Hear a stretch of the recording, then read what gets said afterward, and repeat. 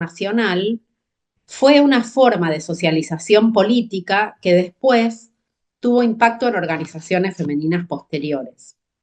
Esta es concretamente la experiencia de esta escritora que tomé en este trabajo, Alicia Rucó de Lemos, que evoca esto mismo que estoy diciendo en una entrevista que le hicieron en el año 1992 y también coincide con investigaciones sobre movimientos femeninos antifascistas de otros lugares, como España, ¿no? Entonces, en esa entrevista, Rucó se presenta a sí misma como mujer apolítica. Y esto es muy interesante porque esas mujeres estaban luchando en los años 30, o sea, un momento en el que todavía no tenían derechos políticos y tenían algunos derechos civiles acotados. Entonces decía, lucharon primero contra la guerra, sobre todo por las repercusiones tremendas de lo que se llamó la Guerra del Chaco, que fue una guerra entre Bolivia y Paraguay que hubo entre 1932 y 1935.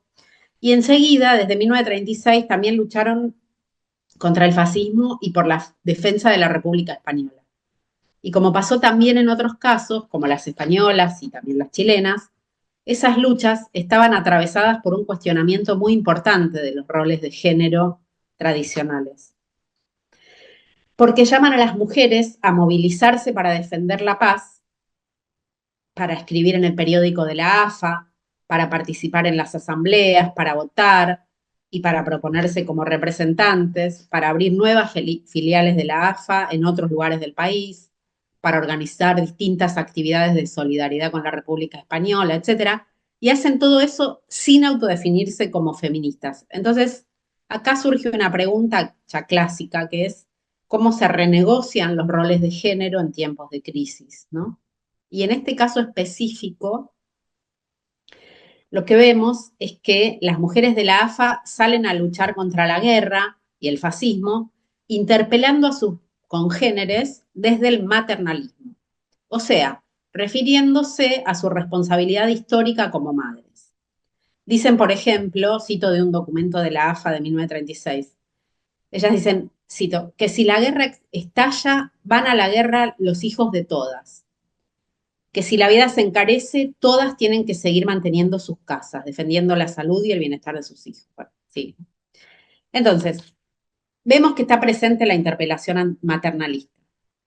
Vemos que comparten reivindicaciones con la agenda feminista, como los reclamos por derechos civiles y políticos, igual salario por igual trabajo, entre otros, pero en cambio no aparece la interpelación feminista. Yo creo que esto lo podemos pensar un poco con una idea que se trabajó más para militancias de tiempos posteriores y que trabajaron algunas investigadoras como Natalia Casola, aquí presente, y que es la ruptura, y es que la ruptura de los roles tradicionales de género estaba dada ya por su participación en política. Y eso por un lado. Y por otro lado, creo que es necesario preguntarnos qué significaba feminismo en ese contexto histórico para aquellas mujeres que reclamaban la igualdad política y económica entre los sexos, que reclamaban la emancipación femenina y la paz mundial. Con Adriana Balobra trabajamos algo de esto en otro lado, donde planteamos que la lectura autorreferencial que adjudica desde el presente una definición que las protagonistas no se dieron a sí mismas, como la de feministas, hace más difícil que podamos entender algo sobre la construcción histórica del movimiento feminista.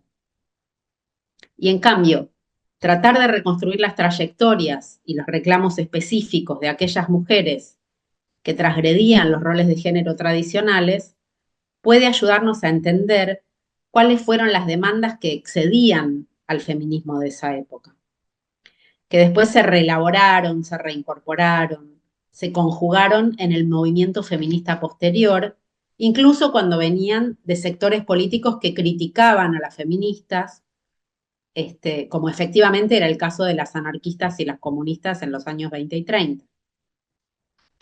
Entonces, bueno, en enero de 1935, en Buenos Aires, un grupo de mujeres fundaba la AFA y muy pocos meses después ya había filiales en otras provincias y ciudades, como en Tucumán, en la provincia de Buenos Aires, varias filiales, en Córdoba, en Mendoza, en Rosario.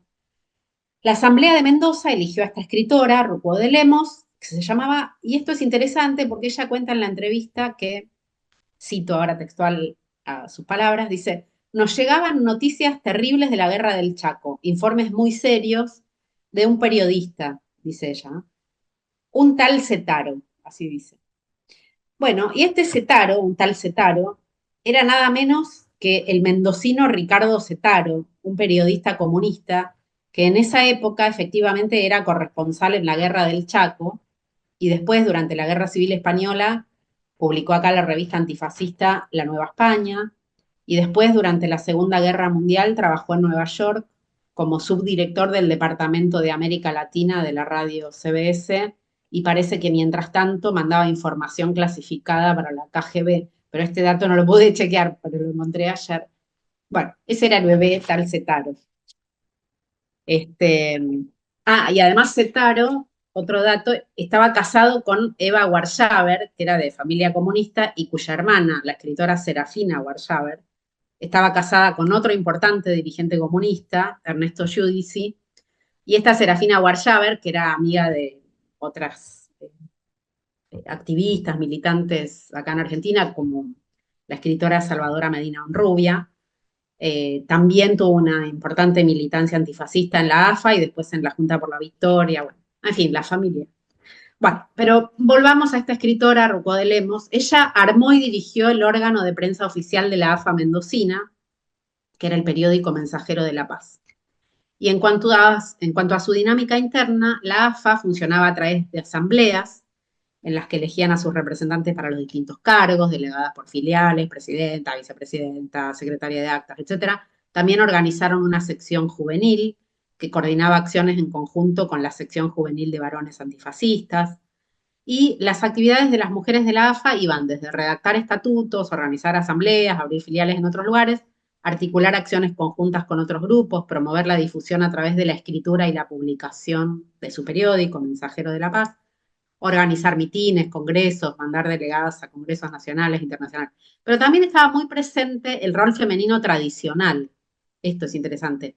El rol tradicional relacionado con tareas domésticas y maternales como cuidadoras, alfabetizadoras, juntaban víveres y armaban talleres, los costureros de la AFA, así se llamaban, porque ahí donde cosían y tejían ropa para mandarles a las familias de los soldados caídos, tanto en la guerra del Chaco como después para los republicanos de España.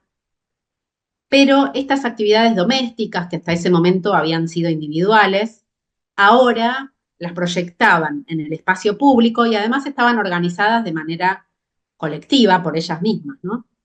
Y por otra parte, una vez que terminó la Guerra Civil Española, las mujeres de la AFA transformaron el periódico Mensajero de la Paz en la revista Voz Femenina, así se llamaba la revista, que también dirigió Rucó, esta escritora. Entonces se organizaron en comités de barrios que llamaron clubes de madres, así se llaman. Y dice Rucó en la entrevista, cito, el vínculo para mantenerlos activos y unidos era la revista Voz Femenina. Bueno, ahí en esos clubes de madres, ellas armaban jardines de infantes comunitarios, por ejemplo, para poder estar libres de la carga doméstica por unas horas y poder dedicarse a dar y recibir cursos de alfabetización, de idiomas, de corte y confección, etcétera, que también organizaban ellas mismas. Y esos espacios colectivos, esos clubes de madres y asociaciones femeninas que también tenían, estaban articulados entre sí y había mujeres de distintas filiaciones políticas e ideológicas, y a la vez cada uno de esos comités o clubes barriales tenía sus comisiones directivas que estaban formadas por representantes que elegían las mismas socias en sus propias asambleas. Entonces, desde ahí impulsaron actividades culturales y políticas de dirección, de coordinación, de representación, y para algunas era la primera vez en sus vidas que se dedicaban a este tipo de actividades, como es el caso de esta escritora Rucó. Por ejemplo, ella cuenta que promovieron una campaña contra el juguete guerrero, que fue muy exitosa. Cuenta que mandaron representantes a congresos por la paz, tanto nacionales como latinoamericanos. Y entonces, por ejemplo, Rucó viajó como representante de la AFA de Mendoza al Congreso Nacional de Mujeres Antiguerreras que se hizo en Buenos Aires en abril de 1936. Y ahí mismo, en ese congreso, eligieron a otras compañeras para representar a la Argentina en el Congreso Sudamericano de la AFA, que se hizo en Montevideo muy pocos días después. Y las representantes que eligieron fueron la maestra socialista Leonilda Barrancos, la maestra Marta Pastoriza y esta misma Rucó de Lemos. Y después, ese mismo año, en noviembre, se hizo la Conferencia Popular por la Paz de América, que organizó el Partido Socialista, y ahí también fue Rucó como delegada de la AFA. Ahí se encontró con otras militantes por los derechos femeninos, como la comunista chilena Marta Vergara, que había sido una de las fundadoras del movimiento de emancipación de mujeres chilenos, el MEMCH, y que había viajado a Buenos Aires como invitada por la sufragista norteamericana Doris Stevens, que en ese momento era la presidenta de la Comisión Interamericana de Mujeres. Bueno, y un poco después, en un artículo de la revista Voz Femenina que dirigía Rucó, de 1940, en el que comentaban una noticia de Chile sobre una mujer radical elegida por la Junta Provincial del partido, remarcaban la importancia que tuvo y tiene para las mujeres la experiencia de elegir y ser elegidas. Sí, esto es textual, desde la Revolución Rusa. Sí, también textual. Bueno, y se lamentaban de que las argentinas, a diferencia de las chilenas y las uruguayas, todavía no habían conquistado espacios similares. Dicen, cito textual, ¿cuánto podríamos hacer en favor de la mujer que trabaja si alcanzáramos puestos de dirección, no solo en los partidos políticos, sino en toda la administración pública? Fin de cita. Entonces, esas mujeres de la AFA escribían estas cuestiones, pero no se autodefinían como feministas, más allá de que en el grupo sí hubiera algunas feministas, así como había socialistas, comunistas, independientes, radicales, etc. Y en ese contexto histórico de subordinación legal, cultural, económico y político, las posibilidades de promover sus propios espacios de lucha y también las posibilidades de elegir y ser elegidas en sus propias asambleas les permitieron a muchas mujeres que no tenían experiencias de militancia previa participar y promover prácticas políticas que hasta ese momento no habían experimentado nunca. Y por otra parte, esos espacios se referían a las mujeres en tanto madres, como clubes de madres, ¿no? Bueno, esto, así se llamaban esas organizaciones que armaron, pero a la vez, paradójicamente, promovían experiencias femeninas de autonomía, que estaban por afuera de su rol de madres, o sea, lo que después las historiadoras llamamos maternalismo político. O sea, que impulsaban sus asambleas, impulsaban los clubes de madres, y así se proyectaban como mujeres madres, pero hacia otras experiencias que iban más allá de las tareas maternales, ¿no? Entonces eran experiencias políticas en el espacio público, donde podían articular sus demandas de una manera colectiva, o sea, lo que hoy llamamos agencia femenina. Dice Rucó, cito, porque es muy interesante esto que dice, en barrios obreros ferroviarios, por ejemplo, hubo una huelga y las mujeres ayudaron también. Es decir, no ayudó la institución, la AFA, sino que se formó dentro del movimiento huelguista el movimiento femenino para apoyar la huelga y que indudablemente sacaron esa idea de los clubes de madres. No se trataba de la acción de los clubes de madres, pero sí son mujeres que salían algunas ya concientizadas de que había que ayudarse si querían triunfar en sus petitorios y en sus luchas. Fin de la cita. Entonces, en resumen, en el contexto político y cultural de los años 30, en el que las mujeres no tenían derechos políticos, tenían derechos civiles muy restringidos, y antes de los frentes populares, esas experiencias de asociación femenina, de organización colectiva para luchar por sus demandas y de construir sus propios espacios, con una dinámica interna de prácticas democráticas que se articulaban por todo el país, podemos decir que contribuyeron a la constitución de las mujeres como sujetos políticos. En este sentido, la AFA promovió nuevas formas de agencia, incorporando a la política a mujeres que nunca antes lo habían hecho, como es el caso de esta escritora, Rucó, y, por lo menos en Mendoza, muchas mujeres que participaron en la AFA después trasladaron sus experiencias de luchas por sus derechos y de organización política a otras experiencias políticas, como por ejemplo en lo que fue la segunda gran organización de mujeres antifascistas que existió en la Argentina, muy poco tiempo después que la AFA, que fue la Junta por la Victoria, entre 1941 y 1947. Y a la vez, la estructura de las filiales de la AFA siguió funcionando después que se disolvió la AFA, en lo que las mismas militantes de Mendoza llamaron estos clubes de madres, ¿no? Desde 1940 en adelante.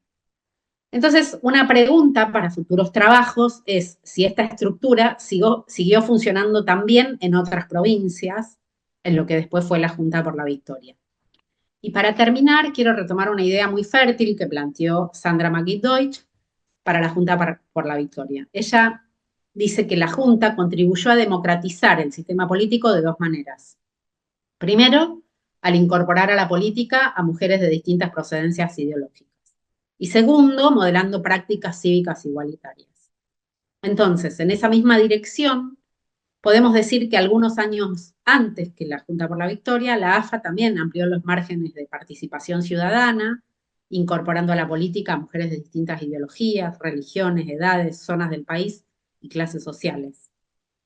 Y otra idea también muy fecunda de Sandra McGee-Deutsch es que las mujeres que estaban vinculadas al Partido Comunista, de manera orgánica o no, tuvieron un rol fundamental en el impulso de las organizaciones solidarias antiguerreras y antifascistas, y también para la definición de sus agendas.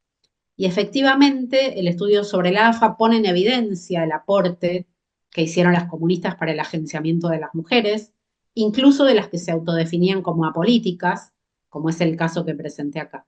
Y también para el agenciamiento de las mujeres que reclamaron la emancipación política y civil femenina, pero no se autodefinieron como feministas, ni en sus declaraciones públicas, ni a nivel de la vida privada.